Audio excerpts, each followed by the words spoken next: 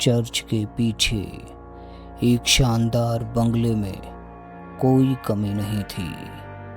पीछे के महलनुमा कमरे में बस मेरी किताबें और कुर्सी मेज, घूमने के लिए लॉन और पश्चिमी सभ्यता की ढेर सारी ऐतिहासिक किताबें रखी थीं। उस सुनसान जगह की डरावनी खामोशी बहुत अच्छी थी। वैसे तो इंसान अकेला ही है, लेकिन यहाँ का अकेलापन अजीब सा था। कभी कभी खामोशी को चीरती हुई किसी पक्षी की आवाज़ सुनाई पड़ जाती। काफ़ी दिनों बाद मुझे एक बिहारी दोस्त मिला। उसने अपना नाम बताया, नवीन। वो भी अपना सामान उठा लाया। उसे भी उसी बंगले में रहने के लिए एक कमरा दे दिया गया। कुछ दिनों बाद नवीन ने मुझे बताया कि जिस कमरे में मैं रह रहा हूँ, इसी कमरे में पीटर नाम के शख्स को दफनाया गया था।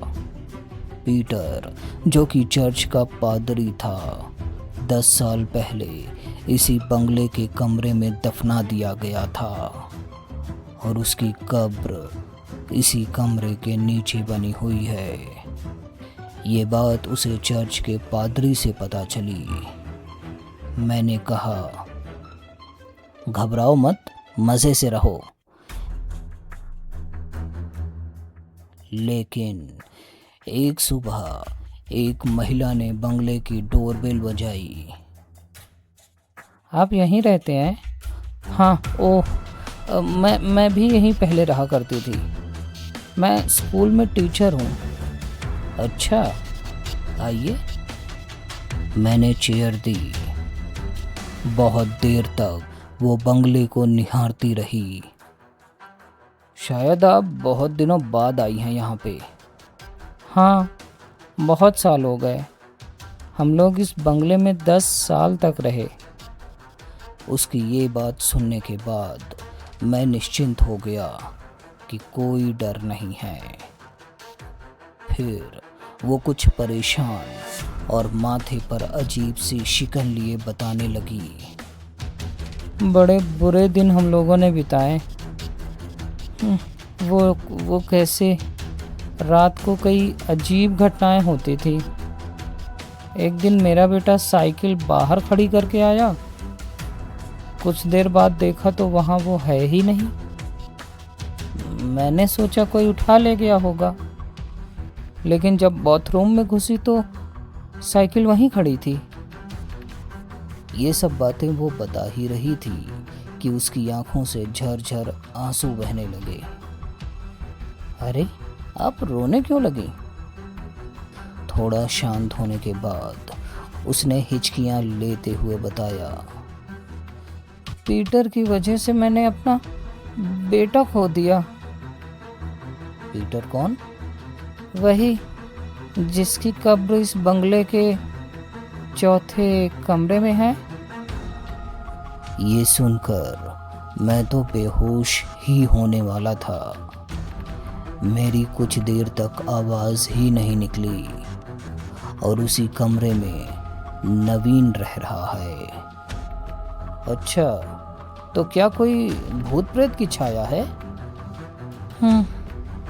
इन बातों पर मैं विश्वास नहीं करती थी, लेकिन एक रात बंगले की हरकतों से डरकर हमने जनरेटर लगवा लिया, वो भी ऑटोमेटिक वाला, ताकि लाइट चली जाने पर जनरेटर ऑटोमेटिक चल जाए, क्योंकि लाइट का तो कुछ पता होता नहीं कब चली जाए।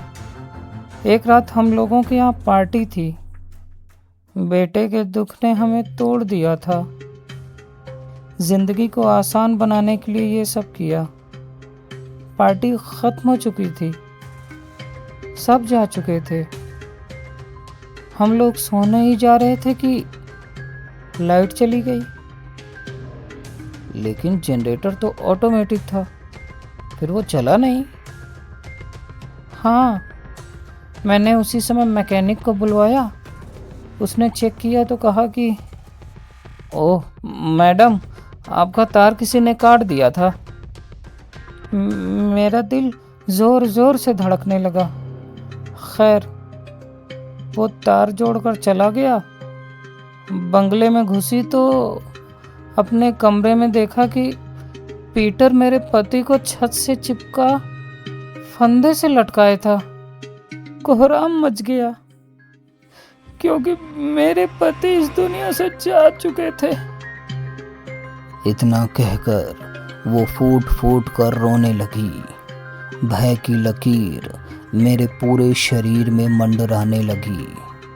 उसके जाने के बाद मैंने ये बात नवीन को बताई तो वो बोला, अब बुरी आत्माएं नहीं सताएंगी। मैंने पूरे कमरे में हनुमान जी के चित्र लगा दिए हैं और उनकी एक मूर्ति भी लेकर आया हूँ। उसकी ये बातें सुनने के बाद मैंने उससे कहा, तुम्हारी जैसी मर्जी, मैं तो यहाँ से जा रहा हूँ। जान बची तो लाखों पाए। लेकिन एक रात नवीन का फ़ोन आया। यार, आज मेरे पास वाले कमरे में तुम सो जाओ, मेरे भाई मुझे नहीं आना। लेकिन उसके बार बार रिक्वेस्ट करने पर रात में मैं आ गया। साथ में नवीन के यहाँ रखी हनुमान जी की मूर्ति और क्रॉस भी रख लिया। करीब आधी रात नवीन की भयानक चीख सुनाई दी। दरवाजे की झिरी से कुछ नहीं दिख रहा था। अचानक नवीन ने बीच का दरवाज़ा ज़ोर ज़ोर से पीटना शुरू कर दिया। मैंने हिम्मत करके दरवाज़ा खोला तो भय से पीले पड़ चुके मुंह से वो कुछ ऊपर की ओर इशारा कर रहा था। मेरी नज़रें छत के ऊपर गई।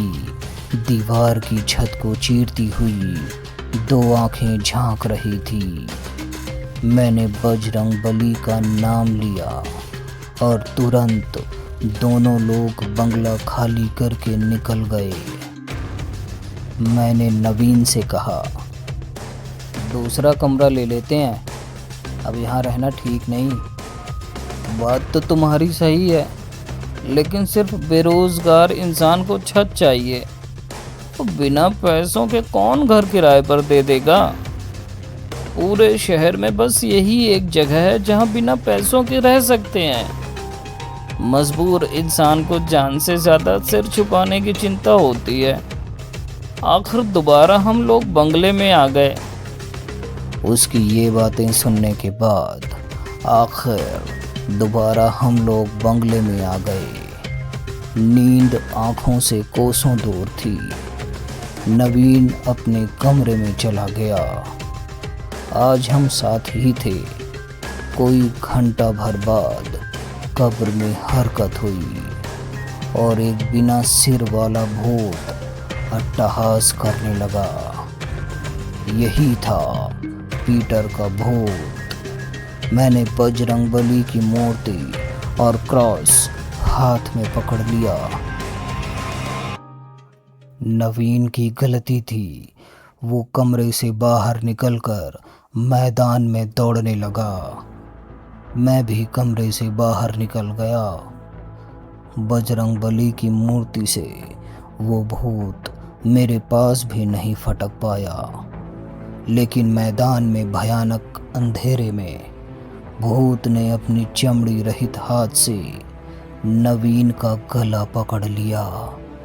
मैंने छुड़ाने की कोशिश की, लेकिन एक जोर के धक्के के साथ बंगले के अंदर से भयानक चीखें और अट्टहास की आवाज़ें दिल दहला रही थी। मैं दोबारा जैसे ही कमरे में गया, आंखों में बेतहाशा आंसू और दुख था। कब्र शांत हो चुकी थी और पास में नवीन पड़ा था, डेड।